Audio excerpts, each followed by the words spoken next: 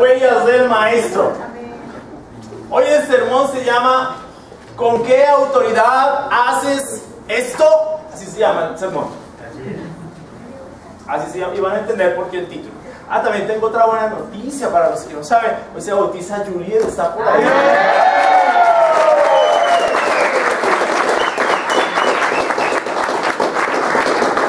Vino más bonita que en las otras ocasiones. Y entonces yo la digo, wow, esa es la actitud. Bueno, ¿con qué autoridad haces esto? Así se llama el sermón. Y esta será siempre la pregunta. ¿Con qué autoridad hacemos lo que hacemos y creemos lo que creemos? Esa siempre será la pregunta. Es impresionante la escritura que leyó René en la ofrenda. Y en verdad son tiempos difíciles. Porque más que nunca hoy, la autoridad está siendo cuestionada a casi todos los niveles y en casi todos los ámbitos de la sociedad. Desde la autoridad de la familia hasta la autoridad política de un país, pasando lógicamente por la autoridad religiosa, que es una de las más socavadas hoy en día, en las que menos se confía. Y para ser honestos, hay razones válidas para eso. Yo reconozco que hay razones muy válidas para eso. Sin embargo, siempre va a ser importante con qué autoridad hacemos lo que hacemos y creemos lo que creemos. Porque no podemos hacer lo que hacemos y creer lo que creemos porque sí. Porque una mañana me levanté y pensé y sentí que eso debía ser lo que debía hacer y creer lo que debía creer. Evidentemente debe existir una autoridad por encima de mí mismo que pueda regular lo que hago y regular lo que creo. Es así. ¿Sí me hago entender? ¿Te imaginas si no tuviéramos autoridades aquí en ese país? Si así nomás estamos como estamos, imagínate si no existiera ningún tipo de autoridad. Sería realmente problemático. Bueno, hoy vamos a entender por qué esto, con qué autoridad haces esto. Vamos a Marcos 11.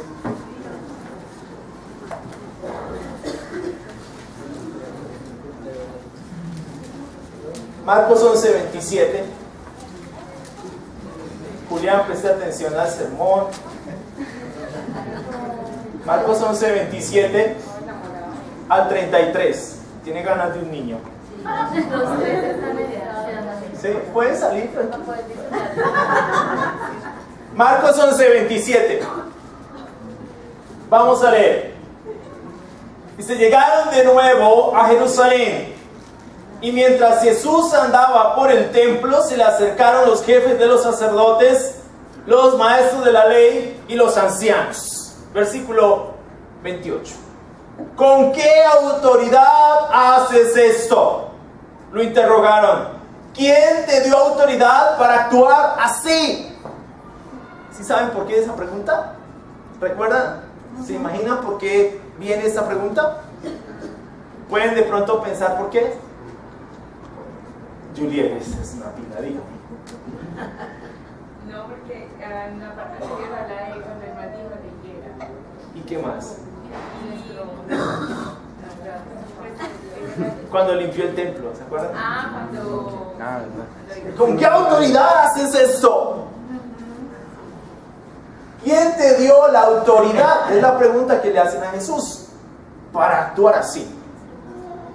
Versículo 29. Yo voy a hacerles una pregunta a ustedes, replicó él. Este es el pasaje de las preguntas. Contéstemela y les diré con qué autoridad hago esto. ¿El bautismo de Juan procedía del cielo o de la tierra? Respóndanme. Versículo 31. Ellos se pusieron a discutir entre sí. Si respondemos del cielo, nos dirá, entonces, ¿por qué no le creyeron? Interesante, ¿no? La discusión. Pero si decimos de la tierra, Pues tampoco. Es que temían al pueblo porque todos consideraban que Juan era realmente un profeta. Así que le respondieron a Jesús: no lo sabemos. Una respuesta retórica. Pues yo tampoco les voy a decir con qué autoridad hago esto. A mí me encanta Jesús. Él no se deja manipular. Pero me llama mucho la atención porque aquí en este pasaje el tema como tal es que la autoridad de Jesús es puesta en duda por otra autoridad, el Sanedrín judío. Estos hombres eran una delegación del Sanedrín judío. Ahora, la pregunta que domina el tema de este pasaje del Evangelio es referida a Jesús. ¿Con qué autoridad haces esto? Ese pasaje domina todo, o esa frase domina todo el pasaje. Y ahora, este es mi primer punto. ¿Con qué autoridad haces esto? Para entender más a fondo la situación que el pasaje nos presenta, hagamos un poco de contexto histórico. Porque recuerden que un pasaje fuera de contexto es un pretexto. Entonces, vamos a hacer contexto. Siempre recuerden eso. La clave para interpretar la escritura es contexto, contexto, contexto. Juliet se le quedó eso claro. Contexto. A mí no me vengan con cuentos.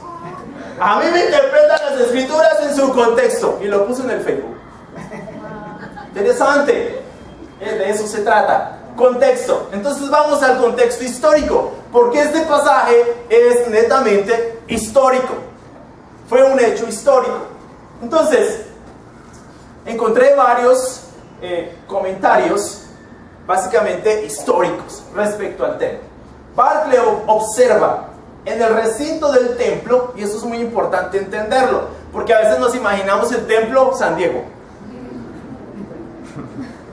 Y no era San Diego, ni era una catedral como las de ahorita, no.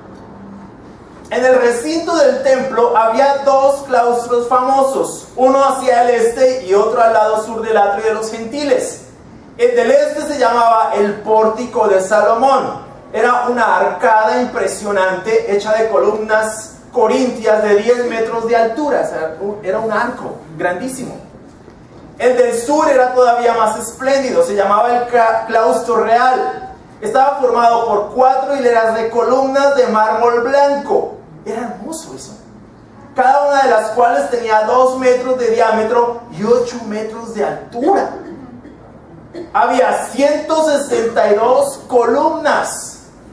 Era corriente que los rabinos y los maestros se pasearan por estos atrios enseñando al mismo tiempo. O sea, en estos atrios no estaba solamente Jesús. Había más rabinos. Casi todas las grandes ciudades de los tiempos antiguos tenían estos claustros. Protegían del sol y del viento y de la lluvia. Y de hecho eran estos lugares donde se enseñaba la mayor parte de las ideas religiosas y filosóficas. Una de las escuelas de pensamiento más famosas de la antigüedad fue la de los estoicos. Recibieron su nombre del hecho de que Zenón, su fundador, enseñaba mientras se paseaba por el Stoa Poikile, el pórtico pintado de Atenas. La palabra Stoa quiere decir pórtico o arcada. Y los estoicos eran de la escuela del Porché. Fue en estos claustros del templo donde Jesús estuvo paseando y enseñando. Se dirigió a él una delegación de principales sacerdotes y maestros de la ley, es decir, escribas, rabinos y ancianos. Eran en realidad una delegación del Sanedrín, que estaba formado por estos 3 grupos. Para eso sí se ponían de acuerdo, porque ellos 3 vivían en pugna todo el tiempo, pero para ir a atacar a Jesús se ponían de acuerdo. Interesante, ¿no? Así es la política. Pero en ese tema no me quiero meter porque política, religión no. Le dirigieron a Jesús una pregunta muy natural. El que una persona privada por su cuenta limpiara el atrio de los gentiles de sus comerciantes, oficiales y habituales era algo alucinante. Así es que le preguntaron a Jesús: ¿con qué clase de autoridad actúas de esa manera? Esperaban colocar a Jesús en un dilema. Si contestaba que estaba actuando bajo su propia autoridad, podrían muy bien arrestarle por actuar como un megalómano antes de que les pusiera en más aprietos.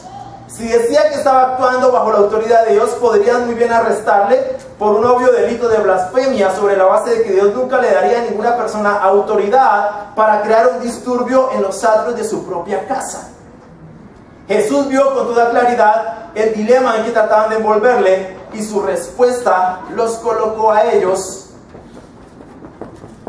en un dilema que era todavía peor. Dijo que le respondería con la condición de que ellos le contestaran a una pregunta. ¿Cuál pregunta? ¿El bautismo de Juan era del cielo o de la tierra? Yo estoy convencido que la pregunta ¿con qué autoridad haces esto? ¿O quién te dio la autoridad para actuar así? Siempre será un cuestionamiento relevante respecto al por qué hacemos lo que hacemos y creemos lo que creemos. La fuente de autoridad es absolutamente fundamental porque es la que valida no solamente lo que creemos, sino lo que hacemos como producto de lo que creemos. Así es. En nuestro caso particular como cristianos, creemos que la Biblia es la fuente de autoridad de nuestra fe y conducta. No hay otra fuente en nuestro haber capaz de validar nuestras convicciones y estilo de vida. Nosotros creemos que la Biblia es nuestra fuente de autoridad. Entonces, si hacemos lo que hacemos, lo hacemos porque la Biblia nos lo dice. Y es la mejor fuente de autoridad. Yo creo que hoy el cristianismo moderno ha perdido autoridad porque ha dejado de ir a la Biblia. Sus predicadores están hablando más de ellos que de Jesús. En las librerías, los libros que tú ves, aparecen las caras de predicadores promoviéndose a sí mismos, pero no promoviendo a Cristo, no promoviendo su palabra. ¿Por qué ha perdido autoridad el cristianismo de hoy? Porque es menos bíblico. El púlpito ha perdido autoridad porque no se abre la Biblia, no se expone la Escritura. No, yo quiero un lugar donde me hagan sentir bonito, donde la alabanza me haga llorar, donde yo sienta un cúmulo de emociones que me infle. Pero pocas veces queremos pensar ¿por qué hacemos lo que hacemos? El problema es que cuando nosotros desplazamos la fuente de autoridad, fácilmente nos desplazamos a creer cualquier cosa. Y siempre es importante entender que la Biblia es nuestra fuente de autoridad. Hace unos días le decía a un hermano, pero es que usted me muestra todo con la Biblia. Pues obvio, no le voy a mostrar el Corán o el Bhagavad Gita. La Biblia, no tengo otra cosa que mostrar porque esa es mi fuente de autoridad. Amén. Hoy hay muchos prejuicios respecto a la Biblia, muchísimos, que están totalmente desconectados, obviamente, de la realidad teológica, de la realidad arqueológica y de la realidad histórica de la Biblia. Hoy fácilmente decimos cosas en contra de la Biblia sin tener un fundamento para decirlo. Yo me he encontrado con gente así. Ese ha sido mi gran debate durante toda mi vida y particularmente los últimos 10 años que me dediqué profesionalmente a esto. Pues obviamente mi estudio teológico. Entonces es como, ¿de dónde sacas tú que la Biblia se contradice? Alguna vez tuve una discusión con alguien así en el Parque de los Deseos y nunca había leído la Biblia, pero él decía que la Biblia se contradecía. ¿En serio? ¿Me estás diciendo eso? ¿De eso? Yo no lo podía creer porque era un estudiante de filosofía. Y yo, wow, ¿en qué universidad estudias? La Universidad del Túnel. ¿Cómo es que un estudiante de filosofía puede decir algo tan contradictorio? Absolutamente extraño que un estudiante de filosofía salga con algo así. Pero, ¿por qué hacemos lo que hacemos y por qué creemos lo que creemos? Porque nuestra fuente de autoridad es la Biblia. Amén. Por eso lo hacemos. Creemos profundamente en la Biblia. Creemos en predicar la Biblia. Creemos en vivir conforme a la Biblia nos lo enseña. Amén. Invitamos a las personas a que estudien la Biblia. Que nos sentemos juntos a estudiar las Escrituras. Ahora, no nos sentamos para ser teólogos. No, no se trata de eso. Nos sentamos para conocer cuál es la voluntad de Dios. ¿Qué es lo que Dios espera de nuestras vidas? Yo tenía esos prejuicios antes de estudiar de ser un cristiano. Y recuerdo que cuando estudiaba la Biblia, con las personas que me invitaron a estudiar la Biblia, yo me sentía, wow, de pasar un amigo del colegio por aquí me vieran estas, uy, qué pena. ¿Cierto? Uy, ¿usted volvió evangélico? Eso da miedo, que le gane a uno eso. Y para mí era complicado porque yo nunca quise algo así. Tenía una tía que me invitaba, pero ella me invitaba los domingos a las 6 de la mañana y era como, no. Porque hoy, y varias veces me llevó. Siempre la admiré por su fe, siempre la admiré por su rectitud, siempre la admiré por el respeto que le tenía a la Biblia. Después de un tiempo me inspiró muchísimo eso. Y yo creo que necesitamos dejar a un lado tanto prejuicio con las Escrituras, porque estamos en tiempos donde necesitamos recuperar la autoridad. La autoridad se ha perdido. Las familias están desorientadas, no tienen un norte. Y concretamente la familia. Para mí es muy triste ver hoy cómo están las familias. Continuamente yo me entrevisto con personas y veo cómo está la familia, en qué condiciones está. Y no hay una fuente, todos tienen una idea de cómo debe ser la familia. Y está tan relativizado este asunto que no tenemos ni idea cómo debe ser la familia. Entonces nos metieron el cuento de que la familia también es mamá, mamá e hijos. Papá, papá e hijos. ¿Dónde dice algo así? ¿Dónde? Pero, ¿por qué? La Biblia se ha alejado de los púlpitos. Ya pocos predicadores se sientan a estudiar sus Biblias y a exponer la palabra de Dios, porque también para la gente eso es aburrido. Ay, no escuchar a este loco una hora. Bueno, entonces se comen cualquier cosa que les dicen. No. En las reuniones de familia yo les digo, pregunten, estudien sus Biblias. ¿Qué tal yo esté equivocado?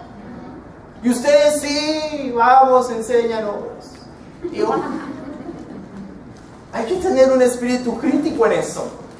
Hay que tener ese espíritu bereano de examinar las Escrituras a ver si lo que Orlando dice es verdad. Aquí no tragamos entero, porque nuestra fuente de autoridad no es ningún predicador, es la Biblia.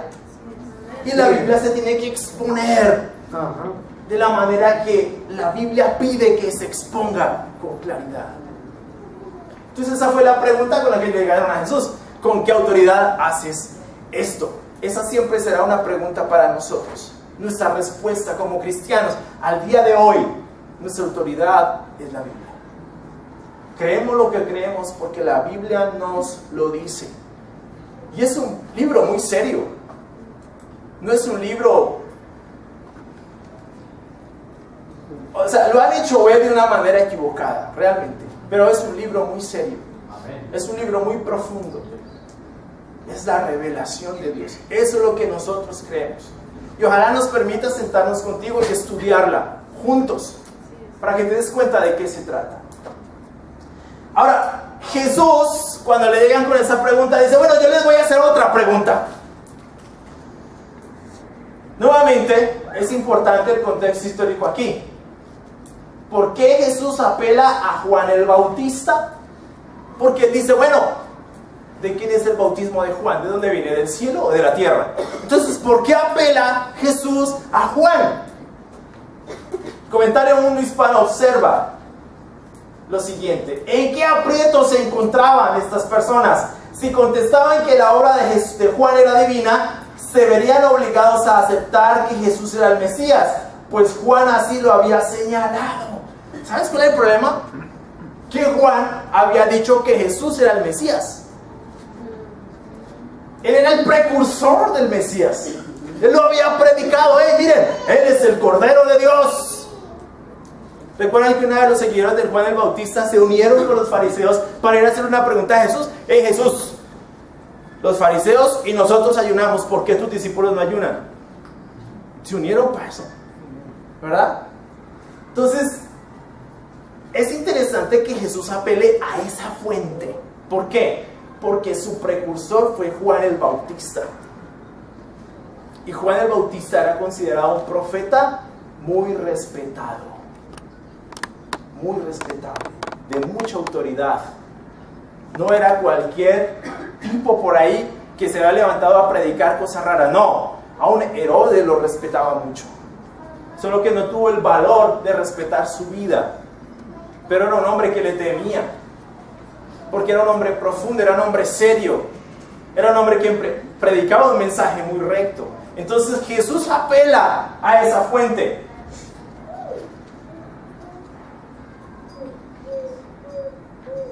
Por otro lado, si afirmaban que su obra era humana, tendrían que afrontar la oposición y la animosidad del pueblo, pues todos tenían al Bautista por profeta y mártir. Era un problema. Barclay, por su parte, refiere: ¿fue la obra de Juan el Bautista, en vuestra opinión, humana o divina? Esto los colocaba literalmente entre la espada y la pared. Si decían que era divina, sabían que Jesús les preguntaría por qué entonces se opusieron a ella. Pero todavía, si decían que era divina, Jesús les podía contestar que Juan le había señalado a él. De hecho, y que por tanto él tenía una acreditación divina y no necesitaba más autoridad. Si estos miembros del Sanedrín estaban de acuerdo en que la obra de Juan era divina, se verían obligados a aceptar a Jesús como el Mesías. Por el contrario, si decían que la obra de Juan había sido meramente humana, cuando Juan tenía la distinción adicional de ser un mártir, sabían perfectamente que la audiencia provocaría un motín. Jesús fue muy pilo. ¿De dónde era el bautismo de Juan? ¿Del cielo o del infierno? Él acudió a una fuente de autoridad, en este caso su precursor, Juan el Bautista. Es interesante hoy que en muchos círculos religiosos, tanto de corte protestante como de corte tradicional católico, la Biblia no se constituya como fuente de autoridad para creencias tan importantes como el bautismo en la Biblia. Ambas alas acuden o a la experiencia o a la tradición, pero consideran insuficiente la Biblia como fuente de autoridad. Es interesante. Hoy se cree más al pastor de turno que a lo que la Biblia dice. Es más, muchos protestantes hoy no conocen sus Biblias, las abren cada 8 días. Algunos ni siquiera saben dónde queda Apocalipsis. Lo buscan en el Antiguo Testamento. ¿Sí? Hay un analfabetismo bíblico tan impresionante que por eso la fe cristiana está como está y ha perdido autoridad. De hecho, tengo 2 ejemplos interesantísimos. Se los voy a leer. El extracto siguiente está tomado de un libro titulado The Question Box. Buzón de preguntas. Dije bien, ¿verdad, Pacho? The Question Box. Escrito por Bernard Conway, de los Padres Paulistas, con la autorización del Superior General de la Orden, el Censor Librorum, y con el imprimatur del Cardenal Hayes, arzobispo católico romano de Nueva York en 1929. En la página del título se dice que han sido impresos más de 3 millones de ejemplares. La pregunta es como sigue: ¿no es la Biblia la única fuente de autoridad de nuestra fe, el único medio por el que han llegado hasta nosotros las enseñanzas de Cristo? Respuesta: no. La Biblia no es la única fuente de fe, como afirmó Lutero en el siglo XVI. Porque sin la interpretación de un apostolado de enseñanza divina e infalible distinto de la Biblia, no hubiéramos podido saber con certeza divina qué libros constituían las escrituras inspiradas, o si los ejemplares que hoy poseemos están conformes con los originales. La Biblia de por sí no es más que letra muerta, que clama por un intérprete divino. ¿Quién es ese intérprete divino? La iglesia, o el magisterio de la iglesia. No está dispuesta en una forma sistemática como un credo o un catecismo. Imagínate, ponen por encima un credo o un catecismo. Con frecuencia es oscura y difícil de ser entendida, como dice San Pedro, hablando de las epístolas de Pablo en 2 de Pedro 3:16 y Hechos 8:30-31. Se presta a falsas interpretaciones. Además, un número de verdades reveladas han llegado hasta nosotros solamente por la tradición divina. Ellos apelan a la tradición. Interesante, porque según ellos, según la teología católica, la Biblia fue autorizada por la iglesia. Eso que tenemos aquí, junto con los deuterocanónicos. Entonces mi pregunta es, si eso es así, entonces, ¿en qué sentido la Biblia es la palabra de la iglesia y no la de Dios? Esa es mi pregunta. Dicen que es letra muerta, en contra de pasajes como Hebreos 4:12, que rebate contundentemente el argumento de que la Biblia es letra muerta. Hebreos 4:12 dice que la Biblia es viva, o que la palabra de Dios es viva y eficaz. Eso me llama la atención. Pero los protestantes no se quedan atrás. John MacArthur, por otro lado, expresa respecto a la experiencia. Por un lado la tradición, por el otro la experiencia. Una mujer me escribió muy enojada: usted recurre a las traducciones griegas y a las palabras difíciles para explicar lo que el Espíritu Santo está haciendo hoy en la iglesia. Déjeme darle un consejo que podría salvarlo de la ira de Dios Todopoderoso. Haga a un lado su Biblia y sus libros y deje de estudiar. Pide al Espíritu Santo que venga sobre usted y le dé el don de lenguas. No tiene derecho a cuestionar algo que nunca ha experimentado. Interesante. Entonces ahora mi fuente de autoridad es la experiencia. Según esto, muchos piensan así. Es que yo sentí, es que yo experimenté, y tú no me puedes juzgar por lo que yo experimenté. Tienes razón, no te voy a juzgar por eso, pero tu experiencia no es una fuente de autoridad. Nuestra fuente de autoridad es la Biblia. Porque yo conozco muchos asesinos que han tenido experiencias religiosas. Y entonces, ¿lo seguimos? Pablo Escobar tenía experiencias religiosas. Y entonces, si acudimos a la experiencia o a la tradición, estamos dejando de un lado la Biblia. Y lo digo con todo respeto. Yo estoy tomando argumentos desde las Escrituras y desde lo que yo puedo analizar en el contexto en el que nos encontramos en este momento. Para nosotros es muy importante la Biblia, porque la Biblia es quien valida nuestras conductas, nuestra doctrina, nuestra fe y nuestro estilo de vida, nuestra mayor fuente de autoridad. Imagínate que un ser humano tenga que validar la palabra de Dios. O sea, no entiendo esa forma de pensar. Ellos dirían, ¿por qué no tienes el Espíritu Santo? Pues que no se trata solamente de tener el Espíritu Santo, es sentido común. ¿Cómo una autoridad menor va a autorizar una autoridad mayor? Es puro sentido común. Así es. No tiene sentido. Yo no estoy cuestionando la experiencia o si la tradición fue buena o mala. Estoy cuestionando la fuente. nuestra fuente de autoridad debe ser la Escritura. Debe ser la Escritura. Si no es la Escritura, cerremos y vámonos. Porque no tiene ningún sentido. La Biblia no es oscura. ¿Tú crees que Dios inspiraría un libro para que fuera oscuro? Dios no es un Dios de confusión, dice la Biblia, sino de orden. Dios no es un Dios de caos, es un Dios de claridad. ¿Cómo es posible que alguien piense que la Biblia fue escrita para confundirnos? Eso no tiene ningún sentido. De ningún modo la Biblia piensa de esa manera.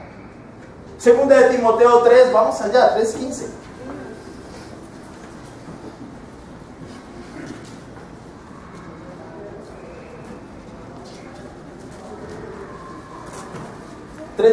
Bueno, 3:15.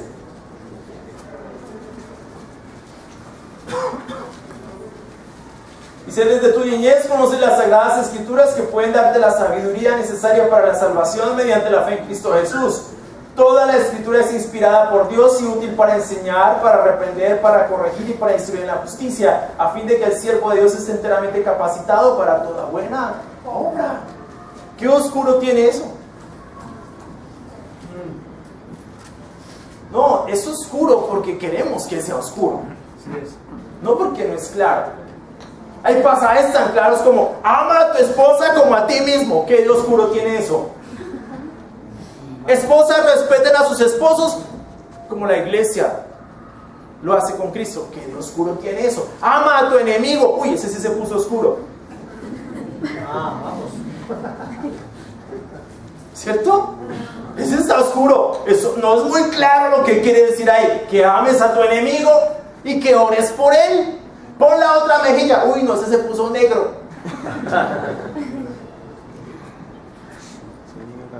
No, es claro. Si te pegan en una mejilla, voltea a la otra. Por supuesto. Porque ¿sabes qué pasa? Los seres humanos queremos andar por el camino ancho. Que nada me cueste. Comodidad. Yo quiero estar en un lugar donde me sienta bien. ¿De verdad? Ser cristiano no se siente bien muchas veces, pero es lo correcto. ¿Sí me explico? Entonces el dilema está entre lo que está bien y entre lo que es lo correcto. Porque puede estar bien para muchos mentir en ciertas circunstancias, pero no significa que sea lo correcto. Pero fíjense cómo validamos nosotros todo desde nuestra experiencia. En lugar de acudir a la Escritura, en lugar de profundizar en las Escrituras, bueno, ser humildes y reconocer: ok, hay cosas allí que no entiendo, pero no significa que no las pueda entender. ¿Que hay pasajes oscuros en la Biblia? Posiblemente, pero no significa que la Biblia es oscura. Hay pasajes, y lo hemos estudiado juntos, que dan claridad a otros que son oscuros porque no tienen el contexto. ¿Sí me explico? Pero otro pasaje de la Escritura lo hace claro. Por eso les digo, lean la Biblia en contexto. Entonces la Biblia no simplemente se lee, mis amigos y hermanos, la Biblia se estudia. Si tú vas a leer la Biblia cada 8 días, cuando vienes aquí, estás en un problema. Porque yo me puedo equivocar. Yo no soy falible aquí. No, yo no soy falible, yo soy un ser humano. Ahora yo me esfuerzo, me dedico, profundizo, estudio, soy teólogo y tengo una especialización en ética y pensamiento cristiano, pero eso no me hace infalible. Eso me hace una persona con mucha más necesidad de estudiar y de profundizar. He hecho cuanto curso bíblico ha salido, pero eso no significa que soy infalible. Eso simplemente me crea una necesidad mayor de profundizar y estudiar. Interesantemente, el 75% de los pastores protestantes hoy no tienen ninguna formación teológica, pero están enseñando. Sí, es verdad. Por eso estamos como estamos. Por eso tuvo tanto éxito la teología de la prosperidad. Por eso. Por eso hoy hay pastores pidiendo plata diestra y siniestra, porque la gente no lee la Biblia. Dígalo. Y se tragan cualquier cuento, por Dios. Así es. ¿Con qué autoridad hacemos lo que hacemos? Mira, aquí está la Biblia. Miremos la Biblia. Acudamos a la Escritura. Jesús nos dio ese ejemplo. Él acudió a una autoridad que reconocían los fariseos. No porque no tuviera autoridad, tenía toda la autoridad. Y les hace caer un rayo si quieren. Pero ese no era el punto. ¿Sí me explico? Era, oye, mira, ¿qué dijo Juan el Bautista? Es más, los hizo pensar, oye, Juan el Bautista, acuérdense que Juan el Bautista dijo que este era el Mesías. Ellos tuvieron en cuenta eso. Ellos tienen, y hay gente que tiene en cuenta las Escrituras. No, pero es que la Biblia dice, no, pero venga, como dijo la señora, cierre la Biblia y hablemos de otra manera. No, no va a cerrar la Biblia. O hablamos con la Biblia, o hablemos de MasterChef. Y ya, cerrado el asunto. ¿Cierto? Si vamos a pasar un tiempo para hablar de la Biblia, abrimos la Biblia. Si no, sentémonos a ver MasterChef o un partido de fútbol. Ya acabado el asunto. ¿Por qué? Porque nuestra fuente de autoridad es la Biblia. Esta carta que acabamos de leer, dicha carta, observa John MacArthur, refleja la tendencia a medir la verdad por la experiencia personal en vez de la Escritura, sin recurrir así a... Perdón, uy, ahí se está a las 2 de la mañana escribiendo esto.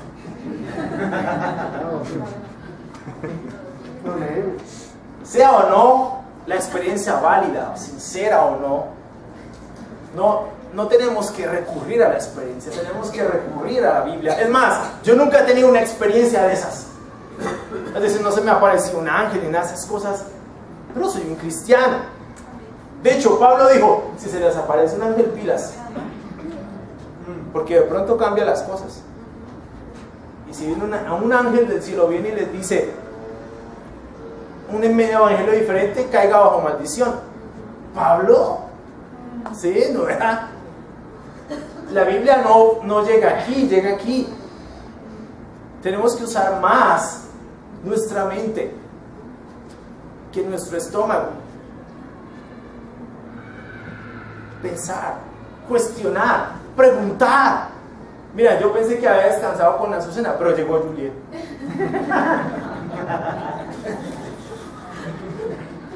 Ahora, Azucena me preguntaba, ahora llegó Juliet. Vamos a hacer otro posgrado ahí. Pero buenísimo, a mí me encanta que me pregunten, especialmente los jóvenes. Pero por supuesto, porque a los jóvenes les tenemos que dar argumentos válidos, razonables, porque ellos tienen dudas razonables. Y ahí es mi problema con los predicadores y líderes espirituales que no se preparan para esta labor y que dan cualquier respuesta. No, solamente cree, cierra los ojos y cree, da un salto de fe. Oye, no, qué responsabilidad. Si es que la Biblia no es un libro ciego, la Biblia no es un libro para leerlo con los ojos cerrados. La Biblia es para leerla, pensarla, razonarla, meditarla y aplicarla. Y este es el punto. Tenemos que huir, ojo, les digo esto, con toda la autoridad del caso. Tenemos que huir de aquellos que nos dicen que no preguntemos. Tenemos que huir, desconfiemos. Porque no quieren realmente ayudarnos. Nos quieren poner una venda en los ojos. Entonces, tengamos cuidado con eso. En una gran parte del mundo evangélico se niega la necesidad del bautismo para salvación, obviando pasajes tan claros como 1 de Pedro 3:21 o Marcos 16:15 Otros pasajes como Colosenses 2, 11 y 12 y Gálatas 3, 26, 27 dice que en el bautismo somos revestidos de Cristo. Pero hoy muchos, recurriendo a una tradición, desplazan la Biblia hacia un lado y toman una tradición como fuente de autoridad para una doctrina tan importante como el bautismo para salvación. Ahora yo aclaro una reunión de familia. Sí es cierto. Para Dios no es necesario el bautismo. Él puede salvar al que quiera cuando quiera. Pero nosotros no somos Dios. Somos seres humanos que necesitamos eso. No pretendamos justificarnos en Dios para no obedecer a Dios. Si Dios dijo, lo dejó establecido en las Escrituras, simplemente obedezcámoslo. Lo he explicado 1 y 1000 veces. Pero a veces de verdad estas personas parecen ciegas. Es como, no ven, está escrito. Pero hay pasajes que a ellos les conviene, entonces son letra muerta. No, la Biblia es nuestra fuente de autoridad y es viva y eficaz. Es poderosa y somete a juicio los pensamientos y las intenciones del corazón. Así que abramos nuestros ojos y leamos nuestras Biblias. Es evidente que la Biblia ha perdido el protagonismo y la centralidad que ella misma reclama. Esto ha significado que el cristianismo de hoy sea un gran mar de creyentes con 1 centímetro de profundidad. Otros menos ortodoxos y más escépticos reclaman que la Biblia no es el único libro y que se contradice o que ha sido manipulado por instituciones oscuras, sin tener el estudio y la formación teológica y arqueológica para dichas afirmaciones. Los mejores investigadores de la crítica textual dan fe en sus estudios de que la Biblia que tenemos en nuestras manos es copia fiel de los originales.